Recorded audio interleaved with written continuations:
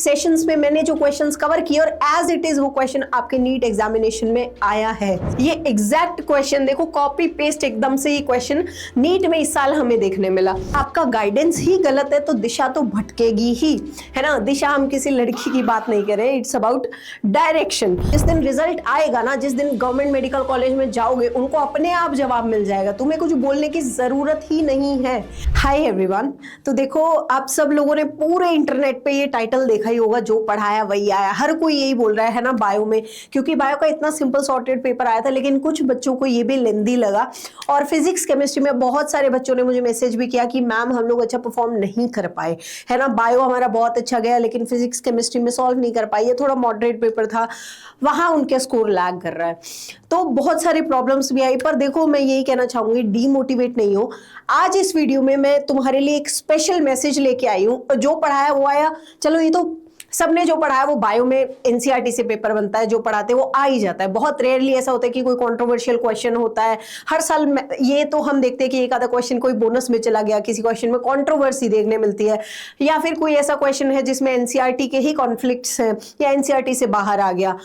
तो लेकिन इस बार ऐसा कुछ नहीं था, तो बच्चों ने मोस्टली सबने अच्छा ही परफॉर्म किया। लेकिन आज की वीडियो का जो मुद्दा है वो कुछ और होने वाला है ना। तो एक एक करके हर चीज पे हम हर टॉपिक को डिस्कस करेंगे। तो इसके लिए चलो फिर शुरू करते हैं। So hi everyone, myself doctor Chelsea, जैसा कि आप सब लोग जानते हो, your biology educator, your mentor and a dental surgeon, है ना। तो जो लोग नए आए हैं चैनल पे, चैनल को सब्सक्राइब कर लेना, क्योंकि सफर बहुत लंबा होने वाला है और बहुत खूबसूरत होने वाला है हमारा। और देखो अब शुरू करते हैं। सबसे पहले मैं उन क्वेश्चन को डिस्कस करती हूँ जो मैंने आप लोगों को पढ़ाए थे सेशंस में। मैंने जो क्वेश्चंस कवर किए और एज इट इज वो क्वेश्चन आपके नीट एग्जामिनेशन में आया है, देखने मिला है। मतलब कि डायरेक्ट ऑप्शंस भी शफल नहीं है, डायरेक्ट जो क्वेश्चन मैंने अपने सेशन में करवाया था वो सीधा क्वेश्चन आपको नीट में देखने मिला है। पहले हम उन क्वेश्चन की बात कर लेते हैं। जैसे कि देखो, ये मैंने यहाँ पे वीक्स वाला क्वेश्चन कराया था, एज इट इज क्वेश्चन उठ के यहाँ पे आ गया है मैच द फॉलोइंग में, जो आपका रिप्रोडक्शन का वीक वाला जो क्वेश्चन है ना, ये क्वेश्चन। देन हम आते हैं हमारे नेक्स्ट क्वेश्चन पे, ये आपका क्रोनोलॉजिकल ऑर्डर वाला। इस सेशन में मैंने जो हमारा ये इवोल्यूशन का कंप्लीट क्वेश्चन प्रैक्टिस की थी, इसमें मैंने एज इट इज क्वेश्चन कराया है और यही डायरेक्ट क्वेश्चन, यही क्रोनोलॉजिकल ऑर्डर उठ के एग्जाम में ऐसा का ऐसा सवाल कॉपी पेस्ट हुआ एकदम से, ठीक है। देन आते हैं नेक्स्ट क्वेश्चन पे। ये देखो, मैंने ये एक्सपिरेटरी रिजर्व वॉल्यूम और ये सारी रेस्पिरेटरी वॉल्यूम्स का क्वेश्चन आपको सेशन में कराया था, ठीक है। ये 1000+ PYQs का जो सेशन लिया था, इसमें मैंने बहुत सारे क्वेश्चन ऐसे कराए थे जो एग्जैक्टली नीट में same to same, line to line same question आए हैं। ये देखो एग्जैक्ट सेम क्वेश्चन आपका एग्जाम में देखने मिला। देन ये देखो, ये receptor side post synaptic membrane वाला जो क्वेश्चन था, एग्जैक्ट सवाल देखो, ऑप्शन भी इधर उधर नहीं है, सेम ऑप्शंस है ना। और सेम सवाल आपका नीट में देखने मिला इस साल। चलिए फिर अगले क्वेश्चन पे आते हैं। ये देखो, ये टिटनी, ये जो डिजीज वाला क्वेश्चन था, ये सवाल यहाँ पे आपको मैच द फॉलोइंग में देखने मिला। इसमें हमने सारे ऑप्शन यहाँ पे डिस्कस किए थे और यही सवाल हमारा नीट में हमें देखने मिला। फिर आते हैं नेक्स्ट क्वेश्चन पे। ये देखो, मैंने कुछ क्वेश्चन, अब विजय बैच, हमारा एक विजय बैच था नीट 2026 के लिए, तो इसमें मैंने कुछ क्वेश्चंस कराए थे। तो ये देखो, ये क्वेश्चन मैंने विजय बैच में करवाया है, जो कि एग्जैक्ट आपका नीट में देखने मिला है। कुछ डिफरेंट सवाल था जो कि हमने मतलब कि किया था, ये थोड़ा न्यूमेरिकल पोर्शन में आ जाता है। इस तरह का सवाल पहली बार नीट में आया, वरना अदरवाइज नंबर में असेंडिंग डिसेंडिंग ऑर्डर में अरेंज करने का सवाल आ जाता है। इस बार थोड़ा कैलकुलेटिव सवाल पूछा था यहाँ से, परसेंटेज से। तो ये डायरेक्ट क्वेश्चन, एग्जैक्ट क्वेश्चन मैंने यहाँ पे बैच में करवाया था, जो कि एग्जैक्ट आप देख पा रहे हैं कि आपका नीट के एग्जाम में देखा गया है।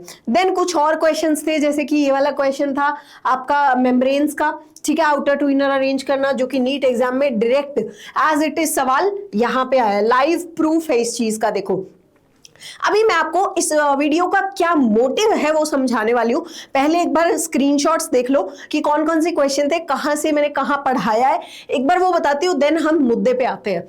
तो ये देखो, ये क्वेश्चन आपका फ्रॉग का आया था, जो मैंने विजय बैच में कराया था, और यहाँ पे हमारे पास फिर से ये question as it is NEET exam में इस साल देखने मिला है। फिर एक क्वेश्चन आपका ये मैच द फॉलोइंग वाला था, ये भी मैंने विजय बैच में स्टूडेंट्स को क्वेश्चन करवाया था, आपका कॉर्टिसोल, एल्डोस्टेरोन, कोलिसिस्टोकाइनिन वाला। ये एग्जैक्ट क्वेश्चन देखो, कॉपी पेस्ट एकदम से ये क्वेश्चन नीट में इस साल हमें देखने मिला। फिर हम आते हैं अगले सवाल पे। ये देखो, ये वाला स्लाइडिंग फिलामेंट थ्योरी का मैंने एक पीवाईक्यू कराया था। ये थोड़ा सा, मैं बोलती हूँ ना कि पीवाईक्यू अगर रिपीट होते हैं तो वो कंसेप्ट रिपीट होता है। कुछ क्वेश्चन ऐसे थे जो एग्जैक्टली सेम आ गए, कुछ ऐसे थे कि उसी को थोड़ा तोड़ मरोड़ के उस कंसेप्ट को सवाल पूछ लिए जाते हैं, जैसा कि ये आपका क्वेश्चन था। देन एक अगला सवाल मैंने यहाँ पे ये आपके सारी ड्रग्स का एक इनकरेक्ट मैच का सवाल कराया था, और इसी तरह का ये मैच द फॉलोइंग का सवाल नीट के एग्जाम में देखने मिला। देन हम ये स्टेटमेंट बेस मैंने एरिथ्रोब्लास्टोसिस फिटलिस पे कोई केस का क्वेश्चन कराया था एक, और यही RH कंपैटिबिलिटी एरिथ्रोब्लास्टोसिस फिटलिस पे आपके सवाल नीट में इस साल देखने मिला। ठीक है, फिर हम अगले क्वेश्चन पे आते हैं। देखो कितने क्वेश्चन रिपीट हुए। यहाँ पे मैंने एक मैच कराया था, इसमें अल्फा 1 एंटीट्रिप्सिन एम्फाइसेमा का कराया, क्राई 1 AC कराया, सेकंड AB, इन पे सवाल कराए। ये 2 क्वेश्चंस डायरेक्टली आए हैं नीट में इस साल पूछे गए। तो इस तरह से कंसेप्ट रिपीट होता है बार बार, है ना, कि सवाल तो कुछ ऐसे होते हैं थोड़ा सा ट्विस्ट करके भी आ जाते हैं, लेकिन इस बार ट्विस्टेड भी नहीं आया, एज इट इज सवाल पूछे गए थे। लेकिन कुछ ऐसे होते हैं कि कंसेप्ट रिपीट होता है। तो इस तरह से देखो, ये मैंने यहाँ पे एग्जांपल्स आपको होमोलॉजी एनालॉजी के कराए थे, जो कि यहाँ पे पूछ लिया था कि कन्वर्जेंट इवोल्यूशन का कौन सा एग्जाम्पल नहीं है। फिर ये फ्रॉग का मैंने जब ये मैराथन कराई थी तो फ्रॉग के आपको ये डायरेक्टली बताए थे कि मेल में क्या होते हैं, साउंड प्रोड्यूसिंग वोकल पैड है, कॉपुलेटरी पैड है फर्स्ट डिजिट पे। ये देखो एग्जैक्ट सवाल यहाँ पे आ गए, वोकल सैक वाला कॉपुलेटरी पैड। ये लाइन टू लाइन क्वेश्चन इस कंसेप्ट से पूछा गया है। देन यहाँ पे मैंने आपको ये सारा पूरा स्टेप बाय स्टेप बताया था, प्राइमरी स्पर्मेटोसाइट, सेकेंडरी स्पर्मेटोसाइट किस तरह से होते हैं, किस तरह से डिवीजन, कौन कौन से डिवीजन कौन सी सेल परफॉर्म करती है, और यही यहाँ पे स्टेटमेंट बेस सवाल पूछ लिया था नीट में इस बार। देन अगला सवाल ये लाइफ साइकिल ऑफ प्लाज्मोडियम, इसमें हमने पढ़ा था कि किस तरह से आपका प्लाज्मोडियम शरीर में तोड़फोड़ मचाता है, कैसे रिप्रोड्यूस करता है, कहाँ ये सेक्सुअल कहाँ सेक्सुअल, और इसी पे डायरेक्ट आपका सवाल नीट में आया था। फिर हमने ये ईयर्स डिस्कस किए थे, है ना, इस पे भी मैच द फॉलोइंग का इवोल्यूशन का आपका क्वेश्चन आया था। यहाँ पे मैंने आपको बताया था कि आपको PBR 322 जो है इसके आपको साइट याद रखनी है। मैंने बताया था कि टेट्रासाइक्लिन में BAMH1 प्रेजेंट होती है, यही नीट में एग्जैक्ट सवाल पूछ लिया गया था। फिर हम बात करें, ये मैंने PCR आपको यहाँ पे पढ़ाया था, इसके सिंपल सा सवाल, बहुत ही बेसिक सवाल, कि यहाँ पे आपको स्टेप्स पूछ लिए थे, ज्यादा डाइव इन गया ही नहीं, ज्यादा इस कंसेप्ट में डाइव इन हुआ ही नहीं एग्जामिनर, सीधा डायरेक्ट सवाल यहाँ पूछ लिया गया। फिर अगले क्वेश्चन पे आए, ये जेजी एपरेटस वाला। यहाँ मैंने बताया था कि जेजी एपरेटस में कौन कौन से सेल्स होते हैं, क्या मॉडिफिकेशन होते हैं, और इसी पे आपके सवाल पूछ लिया था सीधा, है ना, कि घुमाया ही नहीं। तो अब इस वीडियो का मोटिव हमारा ये है कि राइट गाइडेंस, अगर आपकी गाइडेंस सही है तो रियल रिजल्ट्स आते हैं। मतलब कि अगर आपका गाइडेंस ही गलत है तो दिशा तो भटकेगी ही, है ना। दिशा, हम किसी लड़की की बात नहीं कर रहे, इट्स अबाउट डायरेक्शन, कि अगर सही डायरेक्शन के लिए सही अप्रोच, सही स्ट्रैटेजी होना बहुत जरूरी है, सही गाइडेंस, सही मेंटोरशिप होना बहुत जरूरी है।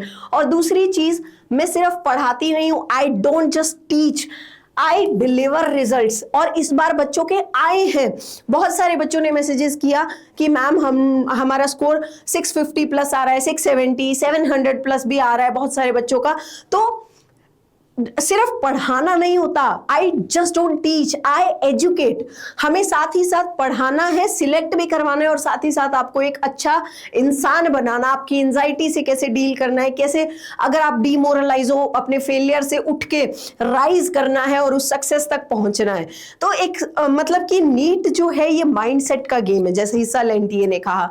तो ये एग्जाम आपकी सारी लाइफस्टाइल, आपकी फिजियोलॉजी को अफेक्ट करता है। कि एक जो नीट एस्पिरेंट है वो हर तरीके से सफर करता है, वो पढ़ता भी है, डेडिकेशन, मेहनत, हर सेकंड पढ़ रहा है, मेहनत कर रहा है, काम कर रहा है, कुछ ना कुछ क्लासेस रह रही है, फिर सेल्फ स्टडी कर रहा है, फिर क्वेश्चन प्रैक्टिस कर रहा है, हर सेकंड यूटिलाइज करना पड़ता है, अपना हर पल इसमें इन्वेस्ट कर देना पड़ता है, अपनी कोई पर्सनल लाइफ नहीं बचती, जब जाके सिलेक्शन होता है ना। और इसमें बहुत सारे फेलियर भी आते हैं कि मॉक में मार्क्स नहीं आ रहे, डिमोरलाइज फील कर रहे हैं, 100 तरह के थॉट, इवन बच्चों के मन में इस तरह के थॉट्स भी आ जाते हैं कि वो अपनी जिंदगी से ही हाथ धो बैठते हैं और वो इतना परेशान हो जाते हैं कि शायद उन्हें लगता है कि क्विट कर देना ही एक ऑप्शन है, शायद यही सॉल्यूशन है कि सोसाइटी का प्रेशर, पेरेंट्स का प्रेशर। तो इन सारी चीजों से किस तरह से डील करना है, क्या मॉरल सपोर्ट, ये एक अच्छा टीचर, एक अच्छा मेंटोर आपको सिखा सकता है कि किस तरह से, किस डायरेक्शन में आपकी स्ट्रैटेजी होनी चाहिए, इस एंजाइटी से, इस डीमोरलाइजेशन से, इस डीमोटिवेशन से किस तरह से आपको डील करना है। क्योंकि यहाँ पे आपका जब ह्यूमन हेल्थ इन चैप्टर में पढ़ाती हूँ तो मैं बताती हूँ कि हेल्दी होना सिर्फ डिजीज फ्री होना नहीं होता, इसमें आपका सोशल, फिजिकल, मेंटल वेलबींग हर चीज आती है। तो नीट की जर्नी में आपको फिजिकली, सोशली, मेंटली हर तरीके से ठीक रहना पड़ता है, हर तरीके से आपको अपने आप को मेंटेन करना पड़ता है, जब जाके सिलेक्शन होता है। हर तरह के फेज आते हैं इस एग्जाम में, क्योंकि ये एग्जाम, ये जर्नी है ही ऐसी। तो देखो बहुत सारे बच्चे ऐसे भी हैं जो इस साल जितना उन्होंने सोचा था उतना अच्छा परफॉर्म नहीं कर पाए। उसके बहुत सारे रीजन भी हो सकते हैं, किसी लिए मिस्टेक्स हो गई, सेंटर पे तबियत खराब हो गई, साल भर हेल्थ इश्यूज रहे जिसकी वजह से अच्छा परफॉर्म नहीं कर पाए, सही से प्रिपेयर नहीं कर पाए, किसी का कोई फैमिली इशू होगा, इन्विजिलेटर की वजह से प्रॉब्लम आ गई, बायोमेट्रिक में उलझे रहे, सेंटर पे ढंग से एंट्री नहीं हो पाई, उसमें टाइम लग गया। बहुत सारे मल्टीपल रीजन हो सकते हैं जिसकी वजह से शायद आप लोग इस बार उस सिलेक्शन के मार्जिन से थोड़ा पीछे रह गए हो। तो देखो हार हम कहीं कभी भी नहीं मानेंगे। कल भी मैं तुम लोग के साथ थी, मैं तुम्हारे साथ आज भी खड़ी हूं। और देखो फेलियर चाहे कितने भी आ जाए, है ना, हम रुकने वाले नहीं है, ठीक है। हर फेलियर से सीखेंगे, राइज होंगे और मेडिकल कॉलेज में जाएंगे, सिलेक्ट होंगे। और मैं तुम लोगों के साथ हूं, जो भी तुम्हारी सिलेक्शन के लिए पॉसिबल एफर्ट होगा मैं करने को तैयार हूं। दिन रात हम लोग मेहनत करेंगे और सिलेक्ट होंगे, प्रूव कर देंगे उन सारे रिश्तेदारों को, उन सब लोगों को जो आज तुम्हारी सक्सेस पे, तुम्हारी हर मेहनत पे, हर तुम्हारी कोशिश पे सवाल उठाते हैं, है ना। और देखो इनको जवाब देने का तरीका यही है कि तुम चुपचाप मेहनत करो और जब जिस दिन रिजल्ट आएगा ना, जिस दिन गवर्नमेंट मेडिकल कॉलेज में जाओगे, उनको अपने आप जवाब मिल जाएगा, तुम्हें कुछ बोलने की जरूरत ही नहीं है ना। और दूसरी चीज देखो, भाड़ में जाने दो चार लोग क्या कहते हैं कि ड्रॉप लूंगा तो लोग जज करेंगे, सवाल पूछेंगे, घर वाले क्या कहेंगे, रिश्तेदार क्या कहेंगे, दोस्त बोलेंगे बार बार कि अरे नहीं हुआ, कितना स्कोर आया। भाड़ में जाने दो सब चीजों को, कोई फर्क नहीं पड़ता। फर्क पड़ता है सिर्फ तुम में, अपने आप से। और अपने अंदर की आवाज सुनो। अगर सोच लिया है, अगर ठान लिया है कि डॉक्टर ही बनना है तो बस बनना है, फिर ना आप देखो ना ताव, फिर करना है चाहे कुछ भी हो जाए, और होगा।